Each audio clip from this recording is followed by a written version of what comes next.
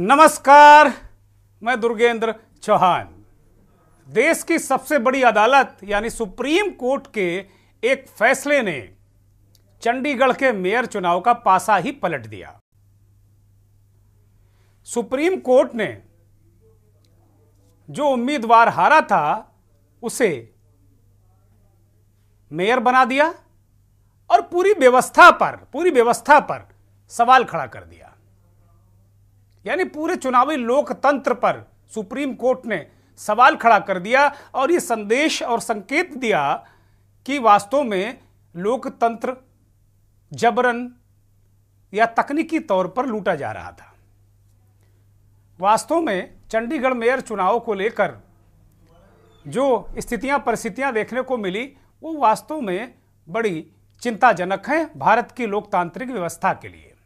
Chandigarh mayor का चुनाव हुआ, आम आदमी पार्टी और कांग्रेस पार्टी इंडिया वाले गठबंधन के बैनर तेरे एक साथ आई। उनके उम्मीदवार कुलदीप कुमार थे। एक बार 18 जनवरी को यह चुनाव होना था, लेकिन अचानक जो प्रिसाइडिंग अफसर हैं, पीठासीन अधिकारी, रिटर्निंग अफसर अनिल मसीह, इनके बारे में भी कहा जाता है कि भाजपा के कार्यकर्ता भी हैं। ये अनिल मसीह को बुखार आ जाता है और उसके बाद ये कहा जाता है, चंडीगढ़ का जो प्रशासन है वो कहता है कि अब 6 फरवरी को चुनाव कराएंगे क्योंकि उनको बुखार आ गया है। और चंडीगढ़ का प्रशासन कौन होता है? वहां के उस वक्त प्रशासक कौन थे? बनवारी लाल पुरोहित, राज्यपाल। उनको ही चंडीगढ़ का प्रशासक का चार्ज उनके पास ही रहता है। लेकिन आम आदमी पार्टी हाईकोर्ट गई और हाईकोर्ट ने 30 जनवरी को चुनाव की तिथि तय की। चुनाव हुआ, लेकिन आम आदमी पार्टी और कांग्रेस गठबंधन के जो 8 वोट थे उन्हें रिटर्निंग अफसर अनिल मसीह ने इनवैलिड कर दिया और भारतीय जनता पार्टी के उम्मीदवार मनोज सोनकर मेयर बन गए 16 वोट पाकर। और 20 वोट होते हुए भी 8 वोट इनवैलिड होने के बाद आम आदमी और कांग्रेस पार्टी के गठबंधन के पास 12 ही वोट बचे और उनका उम्मीदवार हार गया। इस पूरे मसले पर जब सुप्रीम कोर्ट गई आम आदमी पार्टी, पहले हाई कोर्ट गई, हाई कोर्ट ने स्टे देने से इनकार किया, पंजाब हरियाणा हाई कोर्ट ने। उसके बाद सुप्रीम कोर्ट में इसकी सुनवाई लगातार चल रही थी।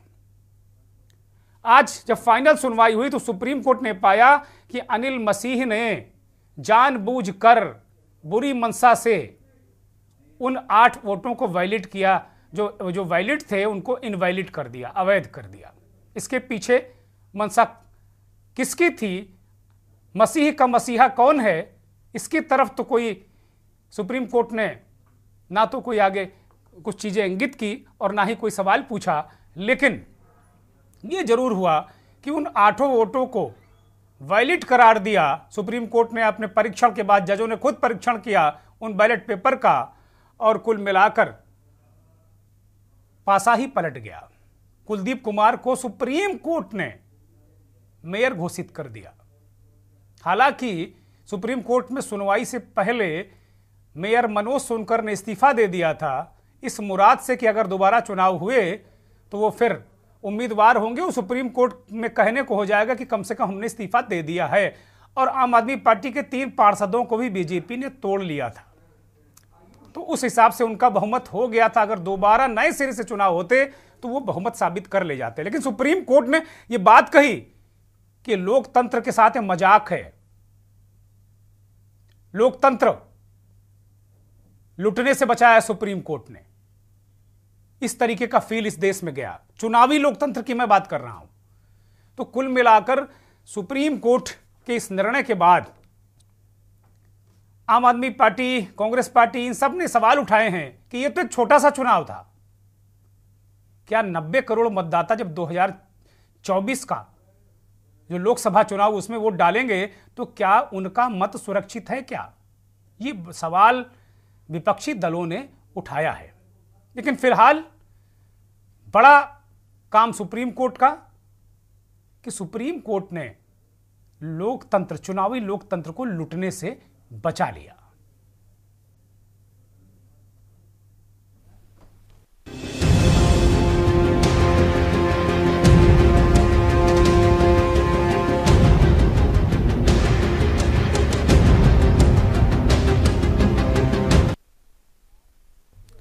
लगातार जैसा कि मैंने कहा कि लुटने से बचा चुनावी लोकतंत्र, तो वास्तव में इसमें कोई अति संयोक्ति नहीं है। जिस तरीके से खुलेआम सरेआम, वो तो कहिए कि सीसीटीवी कैमरे में कैद हो गए, सीसीटीवी में वो कैद हो गए दृश्य जो कारस्तानी अनिल मसीह ने की। सुप्रीम कोर्ट ने अनिल मसीह पर मुकदमा चलाने और उन्हें अवमानना का भी एक नोटिस दिया है। बहुत सारे सवाल खड़े हुए हैं। विपक्षी दल ये भी सवाल उठा रहे हैं कि चंडीगढ़ के प्रशासक, जब ये मामला 2 तारीख को सुप्रीम कोर्ट में गया तो 3 तारीख को चंडीगढ़ के प्रशासक राज्यपाल बनवारी लाल पुरोहित अचानक इस्तीफा दे देते हैं कि उनके निजी कारण हैं, इस्तीफा दे देते हैं। इसको भी विपक्षी दल इसी चुनावी लोकतंत्र की लूट घसोट से जोड़ रहे हैं। हालांकि क्या सही है क्या गलत है, सुप्रीम कोर्ट ने अपने आदेश में बनवारी लाल पुरोहित का ना तो जिक्र किया ना कोई उन्होंने बात की है। लेकिन यह बड़ा सवाल है, चुनावों में ईवीएम में गड़बड़ी का शोर इन दिनों चारों तरफ से आ रहा है। बहुत सारे संगठन, वकील इस बात को कह रहे हैं। इस शोर के बीच अब जो सुप्रीम कोर्ट ने भी लोकतंत्र पर, जो चुनावी लोकतंत्र है, उस पर यह फैसला देकर सवाल खड़े कर दिए हैं और नजीर बना है चंडीगढ़ मेयर का चुनाव। लेकिन सवाल यह भी है कि देश में होने वाले हर चुनाव देश के लोकतंत्र को, चुनावी लोकतंत्र को बचाने के लिए क्या सुप्रीम कोर्ट में जाना पड़ेगा? क्या मेयर, सांसद, विधायक क्या सुप्रीम कोर्ट ही तय करेगा क्या? ये बहुत सारे सवाल भी खड़े हुए हैं। जिस तरीके से लोकतंत्र को लेकर, चुनावी लोकतंत्र को लेकर सवाल उठ रहे हैं कि वो खतरे में है, और लोकतंत्र को लेकर विपक्ष कह रहा सवाल उठ रहे हैं, तो क्या उसे बचाने के लिए बार बार कोर्ट जाना पड़ेगा क्या? अगर ऐसा है तो आने वाले कुछ सालों में देश के अंदर क्या लोकतंत्र बचेगा? ये सवाल भी बनता है। और ना ही चुनाव कराए जाएंगे, ये सवाल तो बार बार विपक्ष कह ही रहा है कि अभी आखिरी चुनाव है, चुनाव नहीं होगा। तो जिस तरीके से चंडीगढ़ मेयर चुनाव में गड़बड़ी हुई, वो खुलेआम हुई, वो पूरे देश ने देखा, समूचे देश ने देखा किस तरीके से लोकतंत्र का हनन किया जा रहा है। ये बड़ा सवाल है। एक रिपोर्ट देखिए, उसके बाद फिर हम इस पर विस्तार से चर्चा करेंगे।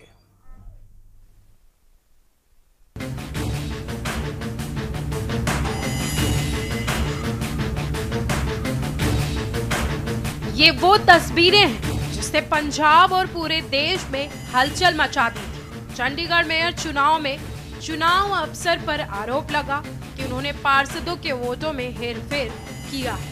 कुछ बैलेट पेपर खराब किया गया, जिससे बीजेपी पार्षद मनोज सोनकर को चुनाव में जीत मिली। अपने पक्ष में वोट होते हुए भी आप और कांग्रेस गठबंधन को हार का सामना करना पड़ा। आज इसी मामले पर सुप्रीम कोर्ट में सुनवाई की गई।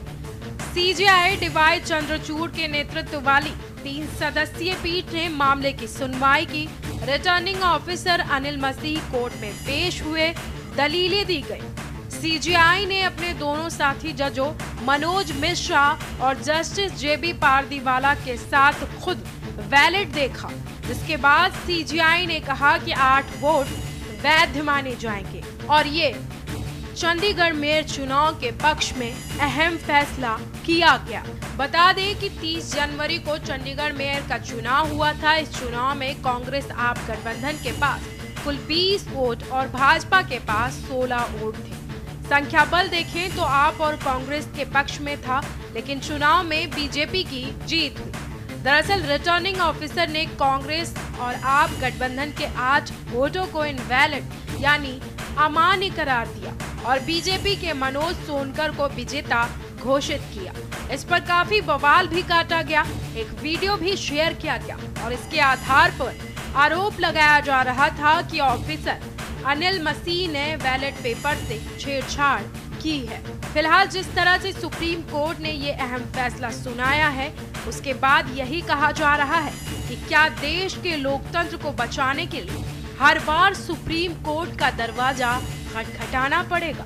क्या चुनावी लोकतंत्र पर हमेशा से खतरा मंडराता रहेगा? यही चुनावी लोकतंत्र पर सुप्रीम सवाल है। आज का सबसे बड़ा सवाल है। आज मंथन में इसी पर चर्चा की जाएगी। स्पेशल डेस्क के न्यूज इंडिया। सबसे बड़ा सवाल है, निश्चित तौर पर यह सवाल है कि अगर इतने छोटे से चुनाव में इस तरीके की जो वोटों की, मतों की लूट घसोट होगी, तो सवाल उठ रहा है भाई कि भाई 90 करोड़ मतदाता, क्या उनका मत सुरक्षित है? क्या वो जिसे वोट देना चाहते हैं उसे मिलेगा? क्या मिल रहा था? क्या बहुत सारे किंतु परंतु बहुत सारे लोग इस बात को, ये सवाल उठा रहे हैं।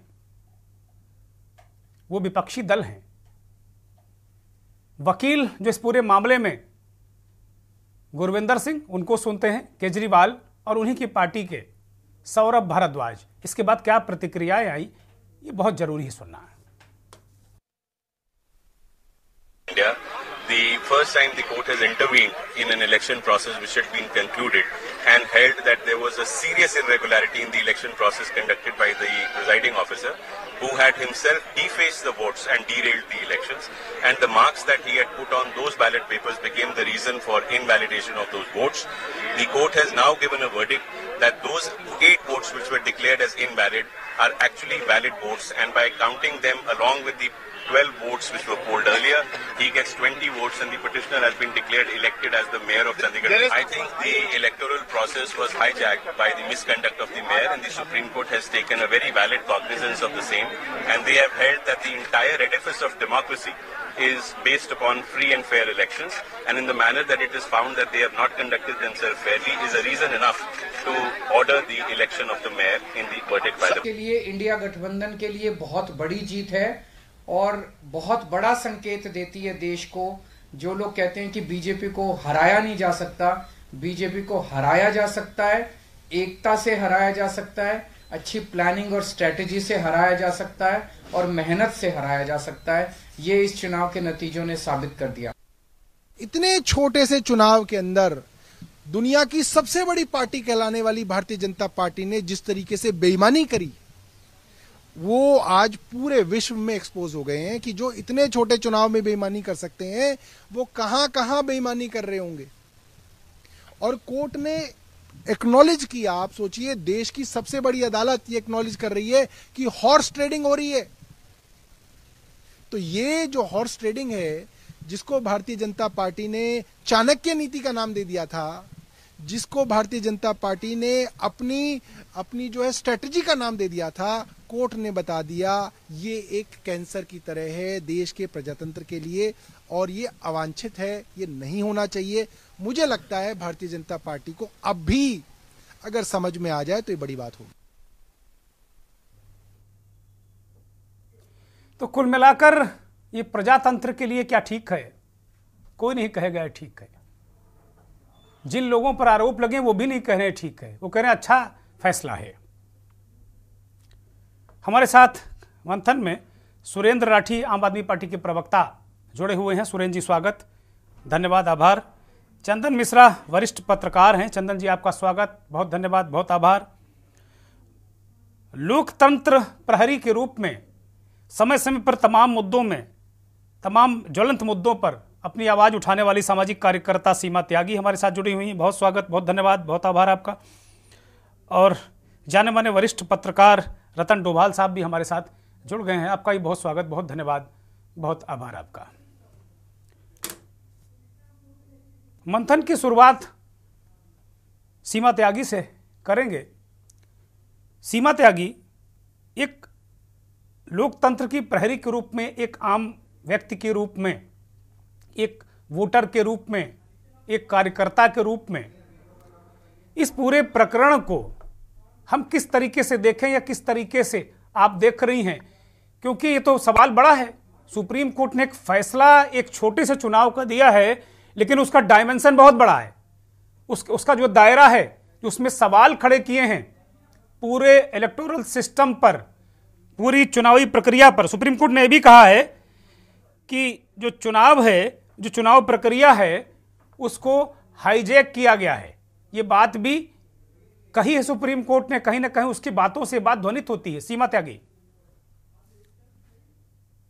केंद्र जी, बहुत बहुत धन्यवाद आपका।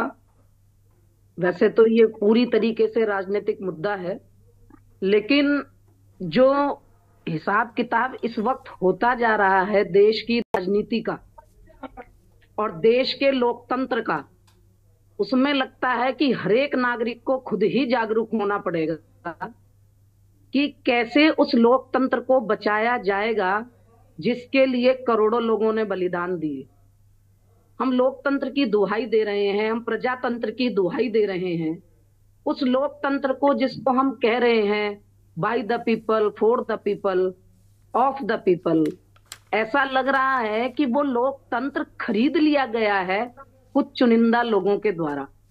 तो हम और आप जो ये सुनते थे कि हम गोरे अंग्रेजों से ही आजाद हुए हैं, हमारे बीच में अपने ही कुछ अंग्रेज ऐसा पैदा हो गए हैं इन सभी राजनीतिक पार्टियों में, किसी एक में नहीं दुर्गेंद्र जी, सभी राजनीतिक पार्टियों में, कि चाल चरित्र चेहरा नहीं दिख रहा है। और मैं ये कहूंगी कि इस एक चंडीगढ़ के मेयर के इलेक्शन के केस को पूरे देश को, पूरी मीडिया को एक अलार्म की तरह लेना चाहिए कि इतने छोटे इलेक्शन में अगर ऐसी धांधली हुई है, अगर इतने छोटे इलेक्शन में सुप्रीम कोर्ट को इंटरवीन करना पड़ रहा है, तो चुनाव आयोग के दरवाजे बंद कर देने चाहिए। देश की जनता का टैक्स का पैसा जिससे चुनाव आयोग चल रहा है उसको बंद कर दें, उस पर ताले डाल दें। चुनाव आयोग का काम नहीं है, सुप्रीम कोर्ट करेगा पार्षद का इलेक्शन भी। मतलब कितने शर्म की बात है दुर्गेंद्र जी हमारे लिए। हम विश्व के सबसे बड़े लोकतंत्र, सबसे पुराने लोकतंत्र, विश्व गुरु बनने जा रहे हैं, 5 ट्रिलियन इकोनॉमी बन रहे हैं, और एक मेयर के इलेक्शन में सुप्रीम कोर्ट डिसीजन दे रहा है। तो सोचिए कि बड़े बड़े मुद्दों का क्या होगा और बड़े बड़े इलेक्शन में क्या हो रहा होगा कि उस धांधली को क्या हर एक व्यक्ति सुप्रीम कोर्ट जा सकता है? क्या एक आम आदमी को हर चीज का न्याय लेने के लिए जाना पड़ेगा? और जो मेरी चिंता का विषय है इसमें दुर्गेंद्र जी, मैं सारे नेशनल चैनल को सुन रही थी, लेकिन आपके अलावा किसी ने ये बात नहीं की कि उस मसीह का मसीहा कौन है, उस मसीहा तक पहुंच कब होगी। चुनाव में मुझे भी पता है कि सरकारी आदमियों की ड्यूटी लगाई जाती है, और ये कोशिश वो इसलिए लगाई जाती होगी शायद कि सरकारी व्यक्ति निष्पक्ष भाव से अपना कर्तव्य निभाएगा और चुनाव प्रक्रिया बिल्कुल निष्पक्ष भाव से होगी और लोकतंत्र जिंदा रहेगा। तो उस बेचारे मसीही के, उसके ऊपर तो गाज गिर गई, उसके मसीहा तक कौन पहुंचेगा? उस मसीहा को भी तो लाके खड़ा करना पड़ेगा ना कोर्ट के सामने, क्योंकि मुझे ये समझ नहीं रहा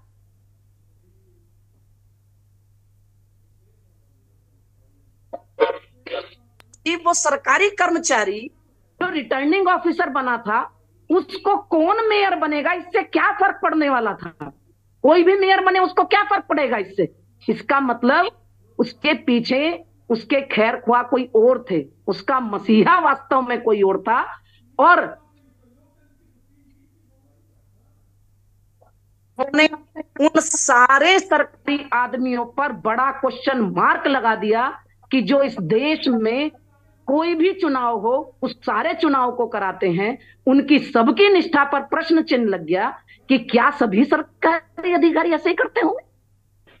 क्योंकि देश में सरकारी लोगों के बीच बगैर तो होता नहीं है।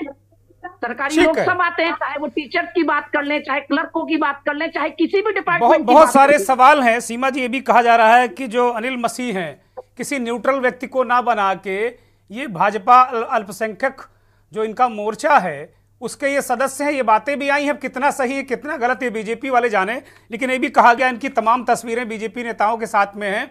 ये सवाल भी उठा है कि एक ऐसे व्यक्ति को रिटर्निंग अफसर बनाया गया जो बीजेपी से सीधा उसका वास्ता है।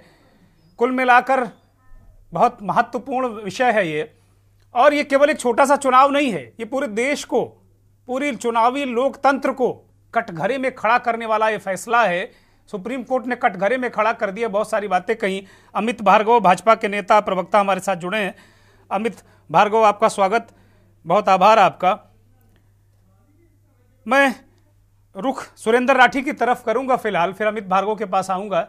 सुरेंद्र राठी, इस फैसले को आपके नेता ने बहुत सारी बातें कह दी। आपके नेता केजरीवाल ने कहा कि यह फैसला 90 करोड़ जो लोग मतदाता भी आगे देंगे उसको भी एक तरीके से ध्वनित करता है कि उनकी क्या गारंटी कि उनका वोट जो जाएगा लोकसभा चुनाव में वो सही व्यक्ति को जाएगा। भाई इतना बृहद, क्या इस चुनाव से इसको देख लेना चाहिए क्या सुरेंद्र राठी जी? सबसे पहले के न्यूज के दर्शकों को मेरा नमस्कार। मैं बताना चाहूंगा कि 18 जनवरी को इलेक्शन होना था, उस दिन पीठासीन अधिकारी बीमार हो गए। ये बच्चों का खेल बना दिया इन्होंने। बाद में कोर्ट में डेट देने के बाद चंडीगढ़ मेयर का एक छोटा सा इलेक्शन करवाया गया और भारतीय जनता पार्टी की जो दुराचारी नीति थी वो वहां उजागर हुई। पहले हमारे 11 जो पार्षद थे उनको बेल्ट पेपर जो दिए गए उन पे निशान लगे हुए थे। पार्षदों ने वो बेल्ट पेपर चेंज करवाए।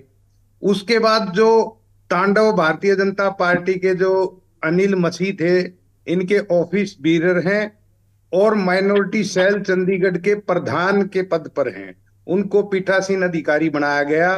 और दूसरी प्लान थी इनकी बेल्ट पेपर पे क्रॉस मारने की, और उसका प्लानिंग क्या थी कि जब वो निशान मारेंगे तो जो भी हमारे एजेंट हैं उनको आगे नहीं आने दिया गया और कैमरे बंद करने की कोशिश की गई। लेकिन कहते हैं ना, जिसका कोई नहीं होता उसका ऊपर वाला होता है। ऊपर एक कैमरा था और ऊपर वाला भी देख रहा था। एक कैमरा ये बंद नहीं कर पाए और उस कैमरे में सारी चीज कैद हो गई। और दुर्भाग्य की बात है कि 20 में से 8 वोट कैंसिल कर दिए गए। मतलब ये चाणक्य नीति नहीं थी, ये चोर नीति थी। भारतीय जनता पार्टी ने चोर नीति से हमारे 8 पार्षदों के वोट कैंसिल कर दिए गए। यह बहुत दुर्भाग्य की बात है। इसके बाद मामला कोर्ट में गया। हम सर्वोच्च न्यायालय का सम्मान करते हैं जिन्होंने आज हिंदुस्तान के इतिहास में एक बहुत बड़ा फैसला दिया। लेकिन इस बीच में एक और कहानी पैदा हो जाती है, क्योंकि भारतीय जनता पार्टी पीछे हटने वाली नहीं है। इन्होंने इन बिटवीन ईडी का डर दिखा के, सीबीआई का डर दिखा के और ऑपरेशन लोटस करके हमारे 3 पार्षद को तोड़ लिया।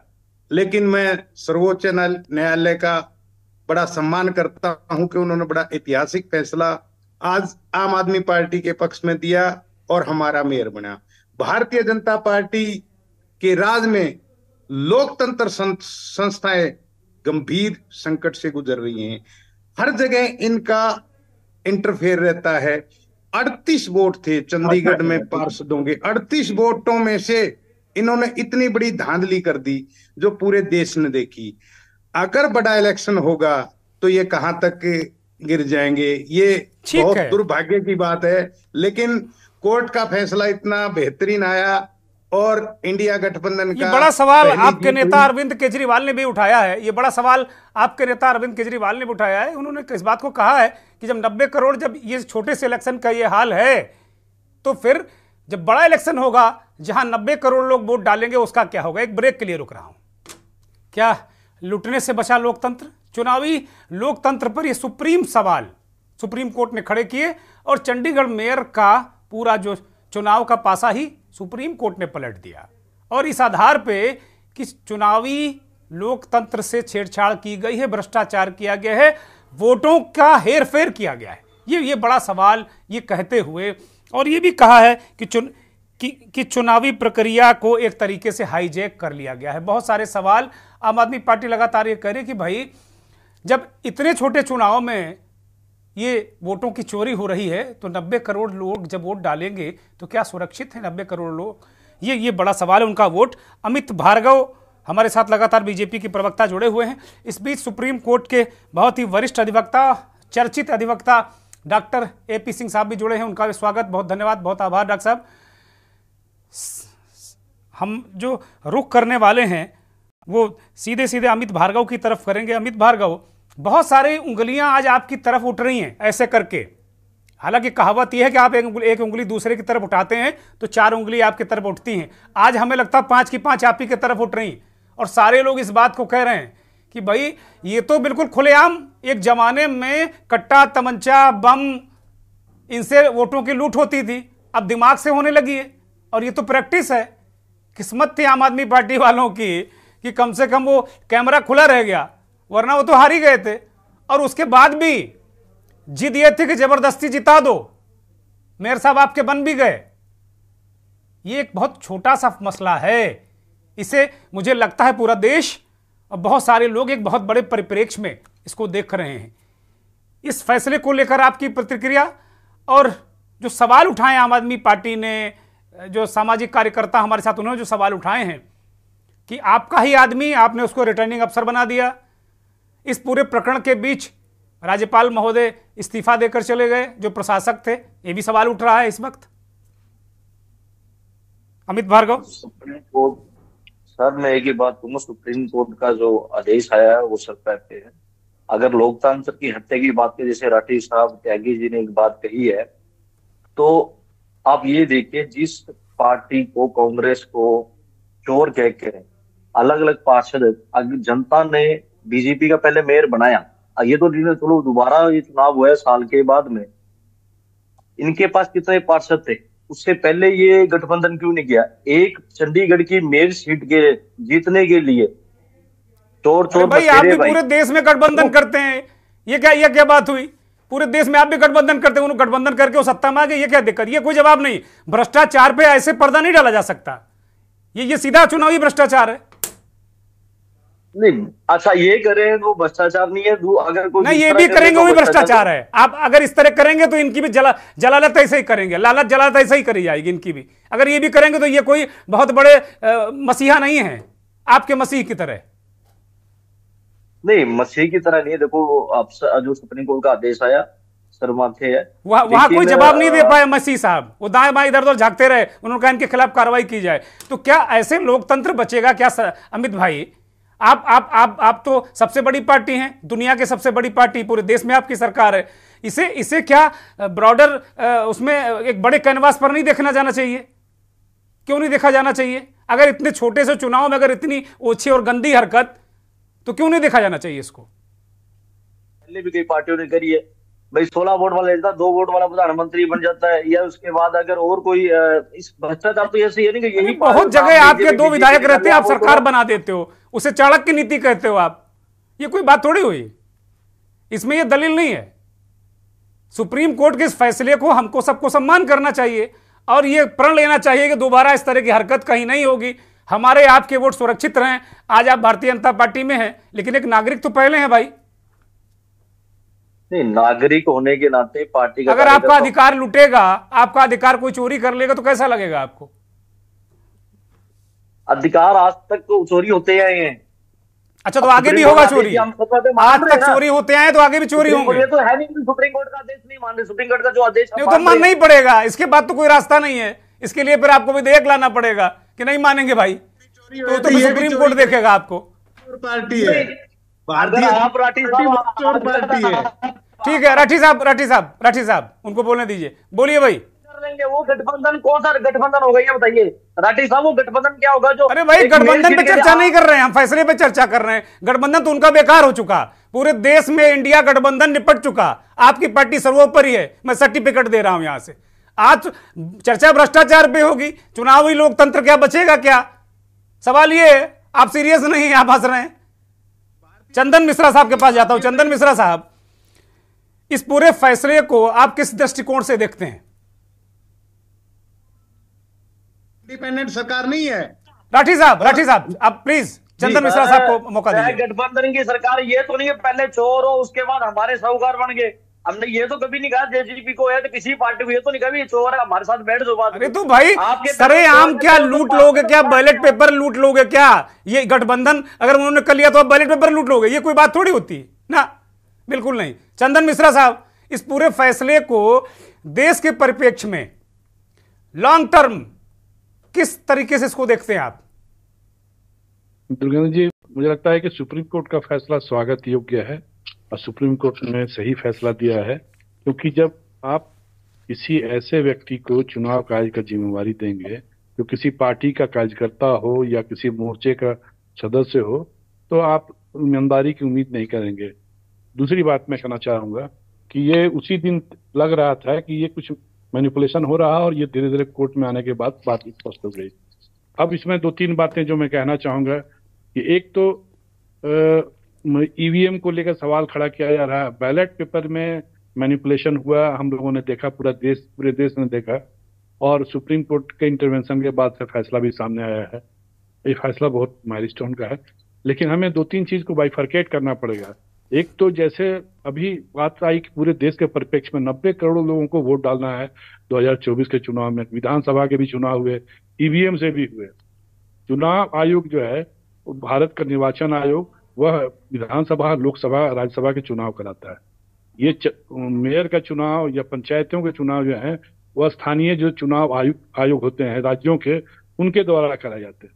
और उसकी जो अधिकारी होते हैं वो तटस्थ होते नहीं है। ईमानदारी पूर्वक मैं कह रहा हूँ, ये पूरे राज्यों का आप देख लें, क्योंकि बंगाल में चुनाव पंचायतों का हुआ तो वहाँ बंदूक गोली चली, वहाँ बूथ के बूथ लूट लिए गए। तो इसलिए बिहार में कई घटनाएं पहले भी हुई हैं। तो जब आप, लेकिन ईवीएम के बाद से आने के बाद से जब ईवीएम पे सवाल खड़ा किया जा रहा है, तो मुझे लगता है कि ये सवाल थोड़ा बेमानी है। इसलिए कि आम आदमी पार्टी, यही आम आदमी पार्टी दिल्ली में जीतती है तो वही ईवीएम होती है, ईवीएम बदल नहीं जाती और वहां जीत भी जाती है। 1 मिनट मेरी बात पूरी हो जाने दीजिए, फिर आपकी बात लोग कहेंगे। तो इसलिए ईवीएम पे सवाल खड़ा करना या 90 करोड़ जनता के लोकतंत्र का चीरहरण हो रहा है, ये बात कहना, तो ये दोनों बातें थोड़ा कंट्रास्ट में आती हैं कि भाई जब हम चुनाव आयोग पर ट्रस्ट करते हैं तो ट्रस्ट करना पड़ेगा। पूरी व्यवस्था बदली है। जिन राज्यों में विपक्ष के चुनाव हुए, जीते, वहां सरकारें बनी, तो क्या ईवीएम नहीं थी वहां पे? यही ईवीएम काम करती है न। पिछले बार भी चुनाव हुए जिसमें कई दलों के ज्यादा वोट आए, ज्यादा सीटें जीती गई, तो क्या वहां पे ईवीएम नहीं काम किया? ईवीएम रिगिंग तो नहीं हो पाया। इसलिए इस संदर्भ में नहीं देखना चाहिए। लेकिन राज्यों के चुनाव जहाँ पे होते हैं, जिसमें पंचायत और स्थानीय निकाय के चुनाव होते हैं, वह स्थानीय अधिकारी कराते हैं और राज्यों के अधिकारी होते हैं जो चुनाव आयुक्त बनाए जाते हैं। वो रिटायर्ड IAS अफसर होते हैं। उसके बाद नीचे स्तर पर अधिकारी होते हैं। वो उनकी लॉयल्टी राज्य सरकारों के साथ होती है और यहीं पे देखना है। ये अगर हम आम आदमी पार्टी हो या भारतीय जनता पार्टी हो, कांग्रेस पार्टी है, कोई भी राजनीतिक दल या सामाजिक संगठन है, ऐसी जगहों पे नजरें रखनी चाहिए कि भाई वो सरकार के प्रति निष्ठा दिखा रहा है। और ऐसे अधिकारी जिसका हम लोगों ने नमूना देखा, यहाँ तो अधिकारी ही नहीं था, वो तो भाजपा का कार्यकर्ता था। तो मतलब उल्टी गंगा बहा दी, बिल्कुल गजब कर दिया मामला इन लोगों ने। दुखद है कि पता नहीं कैसे भाजपा का कार्यकर्ता को वहां पीठासीन पदाधिकारी गजब है। और राज्यपाल महोदय, ये पूरा जब चर्चा में आता है बवाल, तो इस्तीफा दे देते हैं। ये भी अब लोग सवाल उठा रहे हैं, उनके इस्तीफे को भी इससे जोड़ रहे हैं, क्योंकि वो राज्यपाल के अंडर में ही चुनाव हुआ, वो प्रशासक हैं, होते हैं वहां पे। ये बहुत बड़ी बात है ये अगर दुएन जी, अगर राज्यपाल ने इस्तीफा दिया इसी वजह से, तो ये मसला बहुत गंभीर है। नहीं, ऐसा जोड़ रहे हैं लोग, तो मेरे पास कोई पुख्ता सूचना नहीं है, लेकिन ऐसा वो जोड़ रहे हैं कि जब ये प्रकरण चर्चा में आया, सुप्रीम कोर्ट में गया, तो वो 2 तारीख को मिलते हैं गृह मंत्री जी से और 3 तारीख को इस्तीफा देते हैं, भाई मेरे बहुत निजी कारण है। तो ये इसको जोड़ रहे हैं आप लोग। मसला है, इसलिए ये गंभीर मसला है। और राज्यों के अधिकारी अपनी लॉयल्टी दिखाने के चक्कर में ये पूरा सत्यानाश करते हैं। लोकतंत्र का चित्रण यही होता है। ठीक है, इसलिए मैं ईवीएम के संदर्भ में, पूरे देश के संदर्भ में इतना तो जरूर दावा करूंगा कि यही ईवीएम आम आदमी पार्टी को भी जिताती है, कांग्रेस को भी जिताती है, भारतीय जनता पार्टी। ठीक है, मतलब इसका मतलब ये है, आपका कहना यह है कि इस जो छोटे चुनाव को, फैसला भले बहुत बड़ा है, फैसला बड़ा है, चुनाव छोटा है, इसको पूरे देश से नहीं जोड़ना चाहिए। मैं रतन डोभाल जी के पास आ रहा हूं। डोभाल जी, चंदन जी कह रहे हैं कि भाई ये पूरे देश से इसको जोड़ना नहीं जाना चाहिए, राज्यों में तो इस तरह की हरकतें होती ही रहती हैं। लाइन में जोड़ना चाहूंगा दुर्गा जी, फिर मैं अपनी बात खत्म कर दूंगा जी। मैं कह रहा हूं कि आज कई दलों ने ईवीएम पे सवाल खड़ा किया। बैलेट पेपर का ये हाल है, ईवीएम पर भी सवाल खड़े करो तो चुनाव होगा कैसे? किसी के न किसी व्यवस्था पे तो विश्वास करनी अब तो विपक्ष कह रहा है कि चुनाव ही नहीं होगा, तो अब एक तरीके से मुक्ति मिल जाएगी विपक्ष को भी। ये तो काल्पनिक बातें हैं, ये तो काल्पनिक बातें हैं। ऐसा बोलिए रतन डोभाल जी, इस पूरे फैसले को क्या चंडीगढ़ तक ही सीमित कर देना चाहिए? दुर्गेश जी, ये चंडीगढ़ का मसला नहीं है, ये मसला मदर ऑफ डेमोक्रेसी का है। और मदर ऑफ डेमोक्रेसी की हत्या हो रही है, उसका मर्डर हो रहा है। और ये मैं थोड़ा पीछे आपको ले जाना चाहूंगा कि ये खाली चंडीगढ़ में नहीं हुआ है। इसे जनवरी में दिल्ली में क्या हुआ, कॉरपोरेशन के चुनाव में किस तरीके से वहां पर सारे नतीजों को बदलने का प्रयास किया गया। और इसके बाद जो तमाम अभी आप जिक्र कर रहे थे कि बंगाल में पंचायत चुनाव का, हमने उत्तर प्रदेश के भी चुनाव देखे हैं, पंचायत चुनाव, किस तरीके से लोगों को वहां पर बंद कर दिया गया, और जब तक उन्होंने कहा कि हम भारतीय जनता पार्टी में नहीं, तब तक प्रमाण पत्र नहीं दिया अधिकारियों ने। तो ये, और सबसे चिंताजनक बात यह है कि जो हमारे प्रधानमंत्री हैं, जिन्होंने मदर ऑफ डेमोक्रेसी कह रहे हैं, हम तो लोकतंत्र कह रहे हैं, उन्होंने मदर ऑफ डेमोक्रेसी कह रहे हैं, वो चुप है इस पर। हमारे गृह मंत्री इस पर चुप है, हमारे जो अध्यक्ष हैं जेपी नड्डा साहब, वो चुप है, वो सब देख रहे हैं और कोई हस्तक्षेप नहीं है।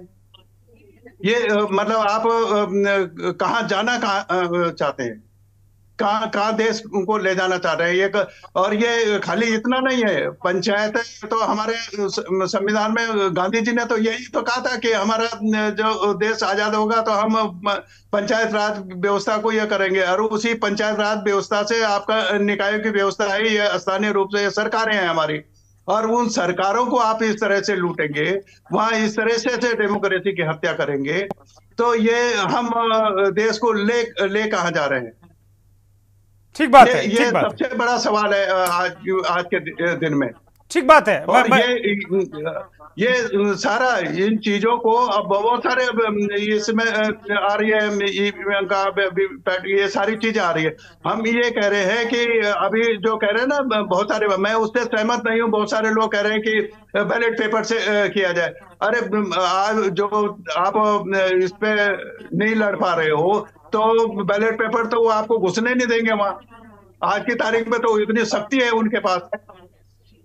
तो इसलिए मैं कह रहा हूँ ये बहुत छोटा सवाल नहीं है, ये देश के संविधान का सवाल है, डेमोक्रेसी का सवाल है, हमारे न्यायपालिका और कार्यपालिका में संतुलन असंतुलन का किस तरीके से उसको गड़बड़ा दिया गया है, ये उससे जुड़ा हुआ सवाल है। और ये सारे जो विद्वान लोग हैं उनके सोचने का है, और इसमें आप खाली अधिकारियों के हर मामले को आप सुप्रीम कोर्ट नहीं तय कर सकता, नहीं किया उन्होंने। वो देखते रहे महाराष्ट्र में क्या होता रहा, वो देखते रहे कि दूसरे राज्यों में क्या होता रहा, राज्यपालों ने किस तरह से खेल किया। खाली आप सुप्रीम कोर्ट के भरोसे लोकतंत्र नहीं चला सकते। ठीक बात है, बड़ी बात मैं लौटूंगा, बहुत बड़ी बात। डॉक्टर एपी सिंह बहुत ही वरिष्ठ अधिवक्ता हैं, सुप्रीम कोर्ट के हमारे साथ जुड़े हुए हैं। डॉक्टर साहब, रतन डोभाल साहब ने बहुत बड़ी बात कही, कहा सुप्रीम कोर्ट के भरोसे क्या लोकतंत्र चलाएंगे क्या? नहीं, ऐसा नहीं है। सुप्रीम कोर्ट जीवंत है, जागृत है,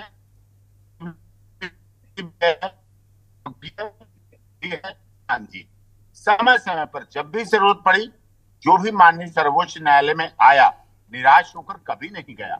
लोकतंत्र की मदर ऑफ डेमोक्रेसी की बात करें, रक्षक के रूप में भी है, कॉन्स्टिट्यूशनल बॉडी के रूप में भी है, अपीलांट बॉडी के रूप में भी है, PIL भी है, और ऐसे ऐसे समय पे महत्वपूर्ण निर्णय दिए हैं माननीय सर्वोच्च न्यायालय ने, जिनको पूरे देश ने और पूरी दुनिया ने देखा है, घंटों समय लगाए हैं, दिनों बहसें चली हैं।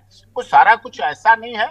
और दिल्ली में भी हमारी आम आदमी पार्टी की सरकार है, ऐसा नहीं कह सकते आपकी मेयर वहां गलत है। मेयर ठीक है, आम आदमी पार्टी के हैं, चुनावी प्रक्रिया है वो ठीक है, लेकिन विषय अब ये जरूर है कि अब चुनाव अगर हो तो किस तरह हो। ईवीएम पर ऑलरेडी सवाल हो चुके हैं, वैलेट का भी आपने देख लिया।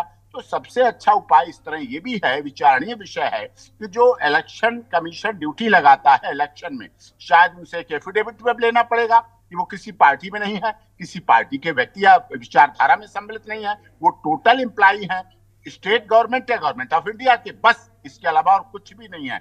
जिससे अगर कहीं कोई गलत निकले तो उसके खिलाफ सख्त से सख्त कार्रवाई की जाए, उसकी नौकरी तो जाए और जेल भी जाए साथ में जी। लोकतंत्र की हत्या बचाने के लिए भारत सरकार भी जिम्मेदार है, प्रदेश सरकार भी जिम्मेदार है, और आप जैसे वरिष्ठ पैनलिस्ट जो बैठे हैं उसमें पार्टियां आती हैं जाती हैं, सत्ता आती है जाती है, देश चलता रहता है, देश ने सब कुछ देखा है, सुप्रीम कोर्ट भी चलता रहेगा और चलेगा, मीडिया भी चलती रहेगी। तो मीडिया ने भी कहीं ना कहीं निष्पक्षता भी दिखाई, सारी चीजों को दिखाया, और सबने कहा, गवर्नर साहब ने भी अगर इस्तीफा जैसा कि आप बता रहे हैं आशंका व्यक्त कर रहे हैं, तो देश के गवर्नर भी अपनी आत्मा रखते हैं, जिगर रखते हैं, वजूद रखते हैं, पद की लोलुपता में भी नहीं रहते। इससे ये भी सिद्ध हुआ है माननीय सर्वोच्च न्यायालय ने भी अपनी अच्छी महत्वपूर्ण भूमिका निभाई। गवर्नर साहब के बारे में कोई सुप्रीम कोर्ट ने कहा भी नहीं और मेरे पास कोई पुख्ता प्रमाण नहीं, लेकिन इसको विपक्ष जोड़ जरूर रहा है, इसको इस घटनाक्रम से जोड़ जरूर रहा डॉक्टर एपी सिंह। जोड़ रहे, हमारे देश के महामहिम लिखा जाता है, महामहिम का शब्द भी होता है यही, और हर राज्य के पालक, पूरे राज्य के पालनहार हैं। ये सबको पद नहीं मिलता है, बिना नंबर की गाड़ी और केवल शेर के साथ चलना ये छोटी बात नहीं। महामहिम पद की गरिमा होती है, व्यक्ति पहुंचते ही उस पद पर महामहिम हो जाता है, राष्ट्रपति हो जाता है। हमारे देश में महिलाएं राष्ट्रपति रही, फिर भी पति रही, राष्ट्रपति रही, पत्नी नहीं कहा, राष्ट्रपति रही। ये बड़ी राज्यपाल, राज्य के पालक हैं। तो ये दोनों पद बहुत गरिमापूर्ण है, और मुझे गर्व है इस समय दोनों सभी राज्यों के और हमारे देश के महामहिम राष्ट्रपति, सर्वोच्च न्यायालय ने भी अपने जितने कार्य क्षेत्र के समय को लगकर करके किया और सख्त से कठोर आर्डर दिया। अब ये सभी राज्यों में कहीं विपक्ष की सरकार है। अच्छा डॉक्टर साहब, इस फैसले को, डॉक्टर एपी सिंह, मैं एक सवाल इसमें ऐड कर रहा हूं। इस फैसले को क्या चुनावी लोकतंत्र से आप जोड़कर देखेंगे? क्या इससे चुनावी लोकतंत्र पर कोई असर पड़ेगा? जो बार बार सवाल उठते हैं, जैसे आपकी ही बिरादरी के बहुत सारे लोग, बहुत सारे सुप्रीम कोर्ट के वकील आजकल ईवीएम के खिलाफ, भानु प्रताप हैं, प्राचा हैं, बहुत सारे वकीलों को मैं देखता हूं कि आजकल वो लगातार धरना प्रदर्शन और हंगामा कर रहे हैं। वो doctor A P Singh, doctor A P Singh सुन पा रहे हैं? ठीक है, मुझे लगता है कि डॉक्टर एपी सिंह का नेटवर्क कुछ गड़बड़ा गया है। सीमा त्यागी के पास लौटता हूं। सीमा त्यागी, बहुत सारे सवाल, बहुत सारे प्रश्न हैं, लेकिन आज जाहिर सी बात है जिन लोगों ने ये किया उनके पास कोई जवाब नहीं है। वो भले ही भूतकाल में चले जाएं, भूतकाल की बातें करने लगे कि साहब आपने ऐसा कर दिया था, वैसा कर दिया था, आपने गठबंधन क्यों कर लिया। ये सवाल नहीं है आज, इसका मतलब नहीं है कोई। आज इसकी जिस दल ने किया उसकी जगह कोई दल हो सकता था, और हम लोग उतने ही जैसे आज कर रहे हैं उसी तरीके से ऐसे कृत्य की निंदा करते, क्योंकि ये ऐसा नहीं है कि ये सारी चीजें हैं, एक सिस्टम है, एक थोड़े से चंद लोग होते हैं। जैसे केजरीवाल ने कहा कि भाई ये कोई नीति वीति नहीं है, कोई चाणक्य नीति नहीं है, ये जहां ये इस तरीके की चोरी कर लेते हैं उसे चाणक्य नीति कहते हैं। बीजेपी पे आरोप लगाया उन्होंने, वो उनका आरोप हो सकता है, पॉलिटिकल व्यक्ति हैं, राजनीतिक व्यक्ति हैं, लेकिन जिस तरीके के दृश्य और सुप्रीम कोर्ट का जो निर्णय, एक छोटे से चुनाव को लेकर सुप्रीम कोर्ट ने लगातार सुनवाई की, और उस सुनवाई के बाद उसने विभिन्न आयाम, फैसले के विभिन्न आयाम और आनन फानन फैसले को पलट दिया। कहा जाओ भाई आप मेयर हो जाओ। आप इसको छोटी बात समझती हैं क्या सीमा त्यागी?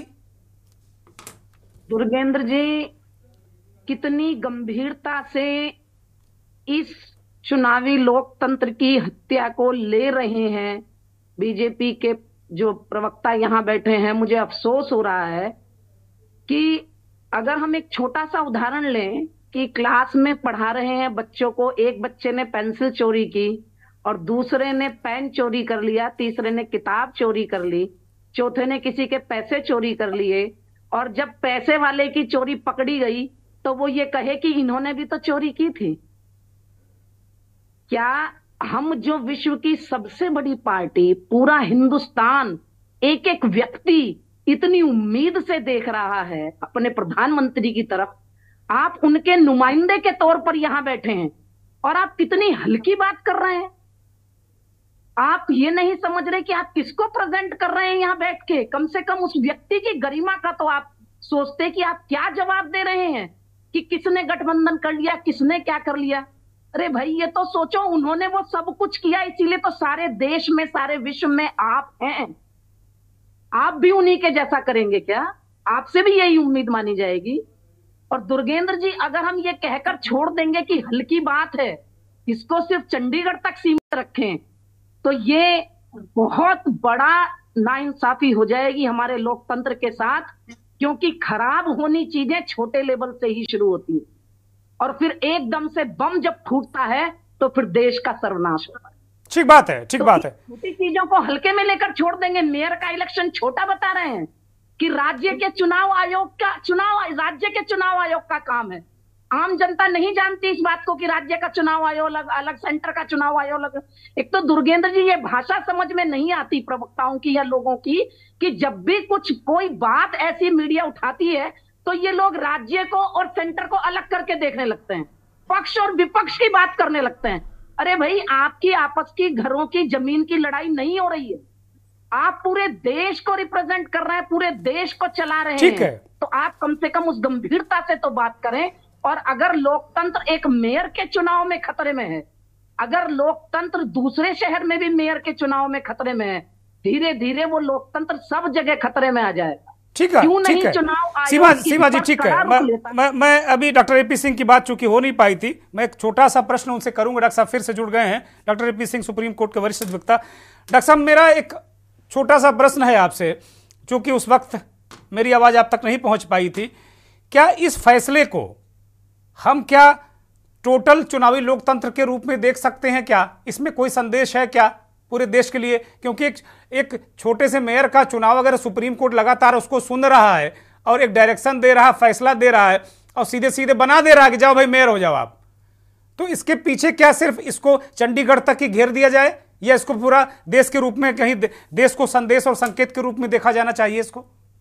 नहीं, गलत तो है, गलत हुआ है तो उसको गलत को तो स्वीकार करना पड़ेगा। हमारा संघीय ढांचा है, हमारा संविधान एक है, हमारा ध्वज एक है, हमारे नीति रीति पद्धति सिद्धांत एक है, हमारे देश के महामहिम राष्ट्रपति प्रधानमंत्री एक हैं। जब सब एक हैं तो कहीं ना कहीं हमारे कहीं न एक उंगली कटी है तो वो कटी तो कहीं जाएगी। सुधार तो करना पड़ेगा, एनालिसिस तो करना पड़ेगा, देखना तो पड़ेगा, बदलाव तो लाना पड़ेगा। बात छोटे इलेक्शन की नहीं, बात चुनाव की है, तो कमी तो सामने आई है, इस पर विचार करना चाहिए। और मैं चाहूंगा, आपका चैनल के न्यूज पूरी दुनिया में देखा जाता है, आप वरिष्ठ पत्रकार हैं, एक बार चुनाव प्रक्रिया में सुधार सभी को बिठा लेंगे। गलती तो दिखी है, माननीय सर्वोच्च न्यायालय ने उस पर अपनी आंख भी दिखाई है और उस पर भारत सरकार को भी, इलेक्शन कमीशन ऑफ इंडिया को भी, राज्य के चुनाव आयोगों को भी अपना एनालिसिस करना चाहिए, आईना देखना चाहिए। हमारा देश दुनिया का सबसे बड़ा लोकतंत्र है और हम ये गरिमा बनाए रखना चाहते हैं, हम इसे खोना नहीं चाहते। मदर ऑफ डेमोक्रेसी अगर हम आए हैं, अगर हमारे प्रधानमंत्री जी ने मदर ऑफ डेमोक्रेसी बोला है तो हम देश के 140 करोड़ लोगों का फर्ज है। आप जैसे बौद्धिक पत्रकार और आपके पैनल में बैठे हुए सभी तरह के लोग, सभी विचारधारा के लोग और मेरे जैसे एक छोटे से एडवोकेट के नाते भी मैं कहना चाहूंगा कि सबको देखना चाहिए, सबकी एक विचारधारा हो और हम अपने देश को बहुत शुक्रिया, बहुत शुक्रिया डॉक्टर एपी सिंह, बहुत शुक्रिया। बस चंदन मिश्रा साहब के पास जाऊंगा 10 सेकंड के लिए और फिर डोभाल साहब के पास, फिर मैं कार्यक्रम खत्म करूंगा। चंदन मिश्रा जी, जैसा कि अभी एपी सिंह साहब ने कहा कि इसके पूरे देश में इसको छोटा सा चुनाव कह के हम टाल नहीं सकते, इसके संकेत और माननीय सुप्रीम कोर्ट ने इस बात को कह दिया है, सभी को संकेत और संदेश दिया है।